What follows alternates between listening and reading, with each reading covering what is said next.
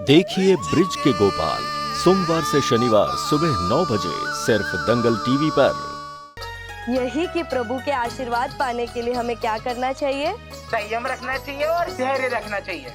और प्रभु के दर्शन पाने के लिए हमें क्या करना चाहिए? क्रोध को त्याग देना चाहिए। और प्रभु का सदा साथ चाहिए तो भक्ति में खुद को डुबोना होगा।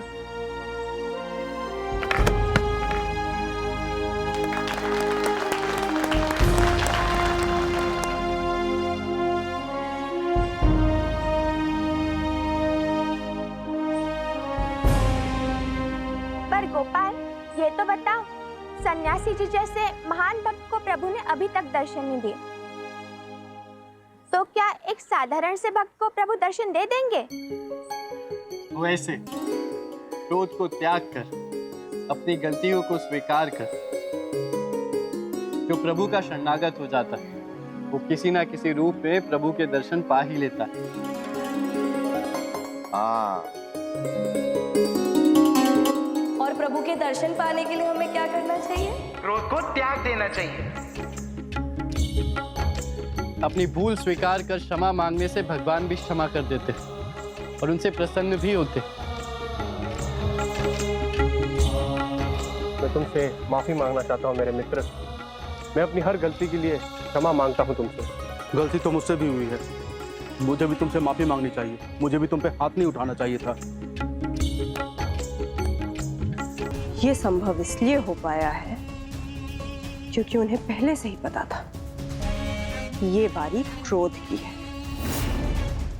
लेकिन अब की बार किस विकार का हमला होने वाला है इसकी भनक भी नहीं लगने दूंगी गोपाल।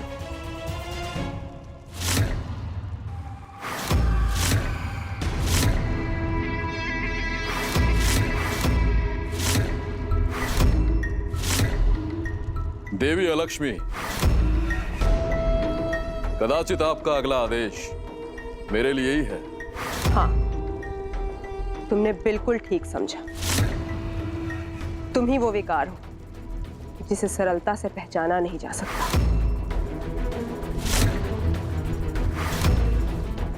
तुम्हारा वार होगा तो गांव के शांत घरों में कब अशांति फैल जाएगी किसी को पता भी नहीं चलेगा। देखा, बचा लिया तुम्हें, नहीं तो तुम सुरीली के हाथों में पड़ जाते। तुम्हें तो छिपा कर बचा कर रखना होगा, सबकी नजरों से दूर। ये मखमल का कपड़ा बड़ा ही मुलायम है, मैं तुम्हें इसमें बांध कर रखूंगी ताकि तुम्हें एक खरोंच भी ना लगे।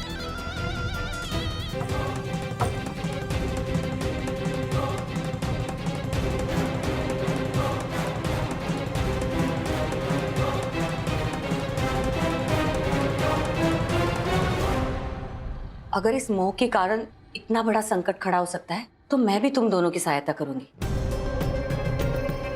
ये पता लगाने के लिए कि मोह का विकार कैसे ढूंढे और उसको नष्ट कैसे किया जाए। मैं एक काम करती हूँ, मैं सुजाता और गवालिन को अभी घर पर बुलाती हूँ। अगर ये मोह का असर उन पर हुआ है तो वो तो अभी पता चल जाएगा।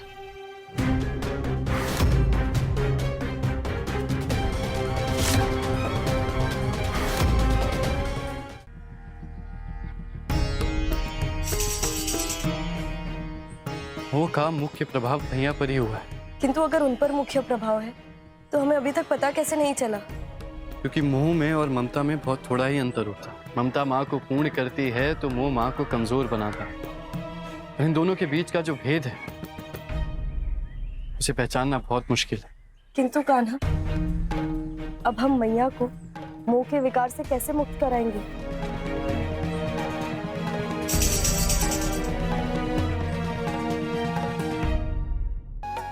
लगता है मैया से मोह विकार का प्रभाव हट गया, अभी देख लेता हूँ।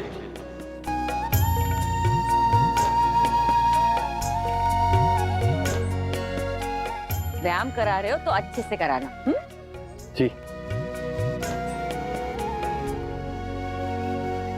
मोह का नाश हो गया। अरे बेला, यहाँ क्या कर रही हो? अरे जाओ मंदिर जाओ, भगवान की पूजा अर्चना करो, तभी तो लाभ होगा ना। मैं जाऊं? हाँ हाँ जाओ जाओ। बस एक कंगा ही तो है, टूट गया तो क्या हुआ सुरीली, नया आ जाएगा, ऐसे रोते नहीं। पता नहीं इतने दिनों में मुझे क्या हो गया था, एक भी दिन चाक नहीं चलाया, एक भी मिट्टी का बर्तन नहीं बनाया। अब मैं खूब काम करूंगा, खूब सारा काम करूंगा। कुछ कहना चाहते हो? मुझसे प्रतीक्षा करवाना कहीं भारी ना पड़ जाए तुम्हें। भारी तो आपको विकार का प्रभाव पड़ेगा देवी लक्ष्मी, यदि आप एक नहीं दो विकारों को एक साथ भेजेंगी।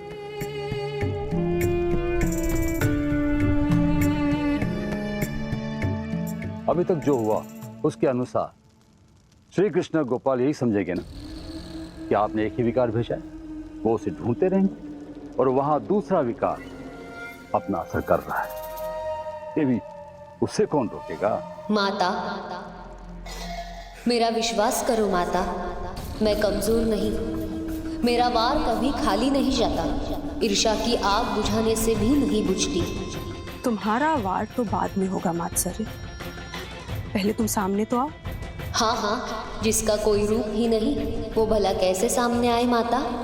आप तो मेरा परिचय जानती है ना, मैं जिसका चाहे उसी का रूप ले लेती हूँ। देखा माता, न कोई मुझे देख सकता है न आसानी से पहचान सकता है। आपने काम क्रोध मोह पर तो विश्वास किया, तो मुझ पर क्यों नहीं? और आपको ऐसा क्यों लगता है कि मैं मर्द के बिना अधूरी हूँ? सुजान, जाओ स्वस्थ रहो, खेलो जाकर। आपका बहुत बहुत धन्यवाद, आज आपके ज्ञान ने तो मैया की आंखें ही खोल दी। झट से मान गई मैया तो। हमारे ग्रंथ गीता में तो ज्ञान का भंडार है, उनमें तो हर एक प्रश्न का उत्तर और हर एक संकट का समाधान लिखा है। क्या सच में? जी। तो अब मेरे साथ चलिए ना, मेरे मित्रों के पास। आपके पास ज्ञान का भंडार है और मेरे मित्रों के पास सवालों का भंडार। सच में हमारे सारे सवालों का उत्तर है इनके पास। अरे बंसी, मुझसे क्या पूछते हो? इन्हीं से पूछकर देख लो ना। कोई ऐसा मंत्र है क्या जिससे हम हमेशा खुश रहे, और कोई ऐसा उपाय है जिससे कभी दुखी ना आए और हम हमेशा खेलते रहे और हंसते रहे? मात्र स्पशास्तु कौन्तेय शीतोष्ण सुखदः खदा आगमापायिनी नित्यस्तान स्थिति शक्स्व भारत। अर्थात इस मृत्यु लोक में कुछ भी स्थिर नहीं, हर एक चीज बदलती रहती है।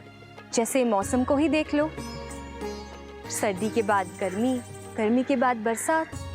पर हम कभी शिकायत नहीं करते, बल्कि हर एक मौसम का स्वागत करते हैं। इसीलिए बच्चों, कभी भी खुशी का कारण नहीं ढूंढना चाहिए, बल्कि अपनी सोच को सकारात्मक बनाओ। और तब बुरा से बुरा समय कब निकल जाता है हमें पता ही नहीं चलता, और हमारा जीवन खुशियों से भरा रहता है। ये जान लो, हमारी तरह खुशियां भी हमारे इंतजार करती हैं।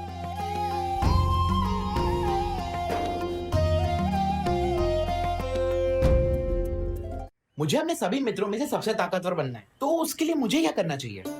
इसके बारे में भी गीता में कहा गया है, एवं बुद्धे परम बुद्ध्वा संस्थेभ्यात्मान महात्मना जाहि शत्रु महाबाहु कामरूपम दुरासदम।